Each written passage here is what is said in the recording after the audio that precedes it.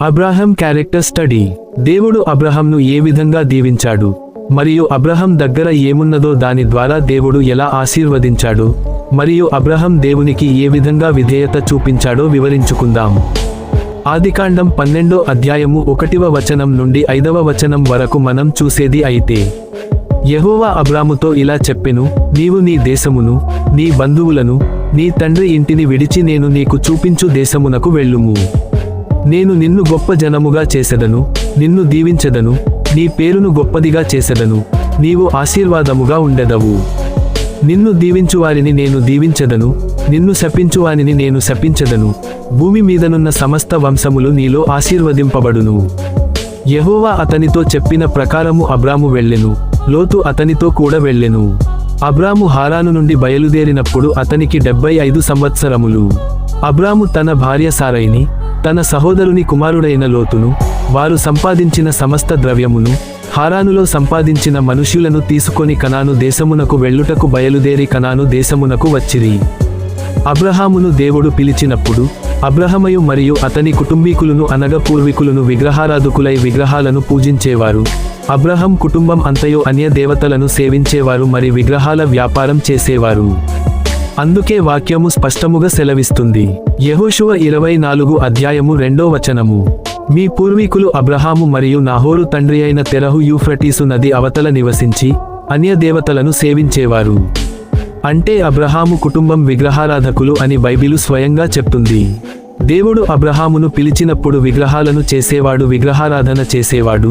అయితే అబ్రహాము తన పితృల నుండి వచ్చిన విగ్రహారాధన వదిలి మరియు తన స్థలాన్ని వదిలి, తన కుటుంబీకులను వదిలి, కేవలం తన భార్యతో అనగా శారాతో మరియు తన పశు మందలతో, తన సహోదరుని కుమారుడు అయినటువంటి లోతుతో, తన ఇంటిని, తన బంధు బలగాన్ని, తన రక్త సంబంధకులను వదిలి వచ్చెను. ఎన్నో రోజుల నుండి పుట్టినప్పటి నుండి తన వాతావరణంలో తన బంధువులు మధ్య, తన కుటుంబీకులు మధ్య నివసించిన అబ్రహాము దేవునికి ఒక్క మాట చెప్పగానే విధేయత చూపించి వచ్చెను. ఇక్కడ దేవుడు చెప్పిన వెంటనే అబ్రహాము సందేహం పడకుండా ఎన్నో రోజుల నుంచి అలవాటైన విగ్రహారాధన నుండి మరియు తన స్వప్రదేశం నుంచి రావడానికి సిద్ధమయ్యాడు. అయితే ఇక్కడ చూసుకునేది అయితే కొంతమంది పాపపు అలవాటును వదిలేయమంటే త్వరగా వదిలేయరు. అయితే అబ్రహాము దేవుని పిలవగానే తన విగ్రహారాధన జీవితాన్ని మరియు బంధుమిత్రులని వదిలి దేవుడు చెప్పిన స్థలానికి రావడానికి సిద్ధమయ్యాడు. అందుకే వాక్యం చెప్తుంది. ఆదికాండము 15వ అధ్యాయము 6వ వచనము, అతడు యెహోవాను నమ్మెను, ఆయన అది అతనికి నీతిగా ఎంచెను. హెబ్రీయులకు 11వ అధ్యాయము 8వ వచనము, అబ్రాహాము పిలువబడినప్పుడు విశ్వాసమును బట్టి ఆ పిలుపునకు లోబడి తాను స్వాస్థ్యముగా పొందనయున్న ప్రదేశమునకు బయలు వెళ్ళెను. మరియు ఎక్కడికి వెళ్ళవలెనో అది ఎరుగక బయలు వెళ్ళెను. ఇక్కడ అబ్రహాం ఎక్కడ వెళ్ళాలో, ఏ స్థలానికి వెళ్ళాలో మార్గం తెలియకపోయినా కూడా దేవునిపై ఆధారపడి దేవుడే తన గమ్యంగా మార్గంగా ఎంచుకొని ఆయన మాటకు లోబడి వెళ్ళెను. ఎందుకంటే దేవుడే ఆయనకి త్రో చూపించి మార్గదర్శి ఉండెను.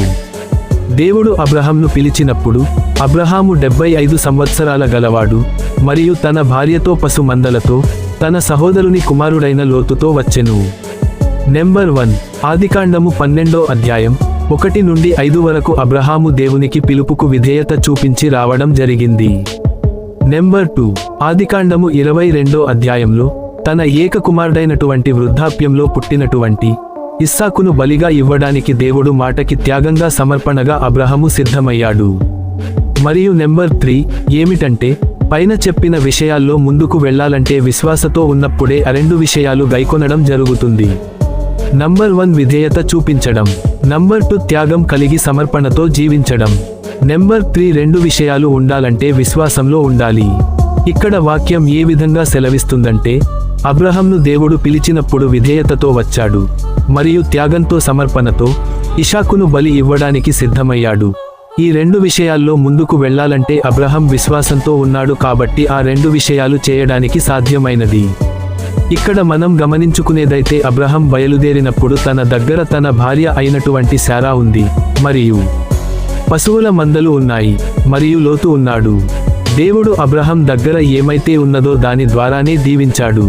అది ఏ విధంగా అంటే అబ్రాము తన భార్య అయినటువంటి శారా ద్వారా వాగ్దానం పుత్రుని అనగా ఇస్సాకుని ఇచ్చి మరియు ఆ ఇస్సాకు ద్వారా ఆకాశ నక్షత్రం వలె సముద్రపు ఇసుకరేణు వలె సంతాన అభివృద్ధి ఇచ్చాడు మరియు తనతో ఉన్న పశువుల్లో మందని విస్తరించి అనేకమైన పశువులగా మందలగా దేవుడు చేశాడు. మరియు అబ్రహాంను దేవుడు 3 జనాంగములకు మూలపితృనిగా చేశాను. ఇస్లామిక్ యూదులు క్రైస్తవులు. మరియు గలతీయులకు 3:29 మీరు క్రీస్తు సంబంధులైతే మూల భాషలో క్రీస్తువారైతే ఆ పక్షమందు అబ్రాహాము యొక్క సంతానమయుండి వాగ్దాన ప్రకారము వారసులయ్యున్నారు. యేసుక్రీస్తునందు విశ్వాసం ఉంచి ఆయనకు చెందినవారైతే మనము శరీర సంబంధంగా యూదులు కాకపోయినా విశ్వాసం ద్వారా క్రీస్తుతో ఏకమైతే ఆయన ప్రజలమవుతాము. అబ్రహాంకు దేవుడు చేసిన వాగ్దానాలన్నీ యేసుక్రీస్తునందు మనకు సొంతమగుటకు మనము కూడా అబ్రహాము వలె 3 విషయాలలో నడుచుకొని ఆ విషయాలలో నిబద్ధతతో జీవించాలి. 1. విధేయతతో ఉండాలి. జెనెసిస్ 12:1. 2. త్యాగంతో సమర్పణ కలిగి ఉండాలి. జెనెసిస్ 22:2.